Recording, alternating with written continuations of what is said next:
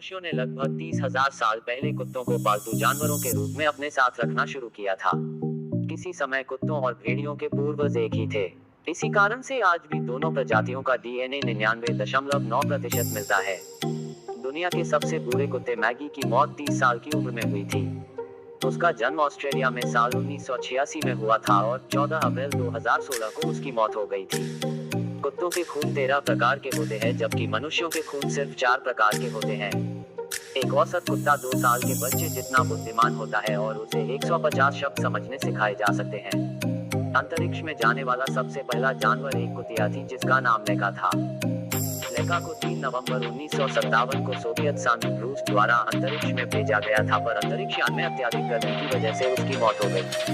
कुत्तों की नाक और पंजे ही केवल ऐसा अंग है जिन्हें पसीना आता है। 10 साल से ज्यादा की उम्र पार कर जाने वाले 50% कुत्ते कैंसर की वजह से मरते हैं। कुत्तों के सूंघने की क्षमता मनुष्यों से 10,000 गुना ज्यादा होती है। हिटलर की नाजी सेना ने कुत्तों को बोलने और पढ़ने की ट्रेनिंग देने की कोशिश की, पर असफल रहे। चाइना में हर रोज 30,000 कुत्तों को मीट और उनकी छाल के लिए मार दिया जाता है। अगर कुत्ते अपनी पूंछ दाईं और राइट साइड हिलाते हैं तो इसका मतलब है कि वह खुश है, पर यदि वह अपनी पूंछ को बाईं ओर हिलाए तो समझ लेना चाहिए कि वह गुस्से में है।